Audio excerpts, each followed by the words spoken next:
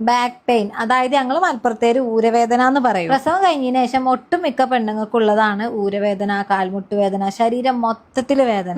അതിന് നമ്മൾ ആദിനാച്ചുസിൽ ഒരു പ്രൊഡക്റ്റ് ഉണ്ട്, ആട് ലേഹ്യം. അതെ ഗൈസ്, എപ്പോഴും ഉണ്ടാവുന്ന ആ ഒരു ക്ഷീണത്തിനും തളർച്ചക്കും അതേപോലെ തന്നെ ജോയിന്റ് പെയിന് കാര്യങ്ങളൊക്കെ ഉള്ളവർക്കൊക്കെ നമ്മുടെ ഈ ഒരു ആദിനാച്ചുസിന്റെ ആട് ലേഹ്യം കഴിക്കാവുന്നതാണ്. ആണിനും പെണ്ണിനും കുട്ടികൾക്കും കഴിക്കാട്ടോ. കുട്ടികളാണെന്നുണ്ടെങ്കിൽ ഹൈറ്റും വെയിറ്റും വെക്കാനൊക്കെ നമുക്ക് ഈ ഒരു ആട് ലേഹ്യം കൊടുക്കാവുന്നതാണ്.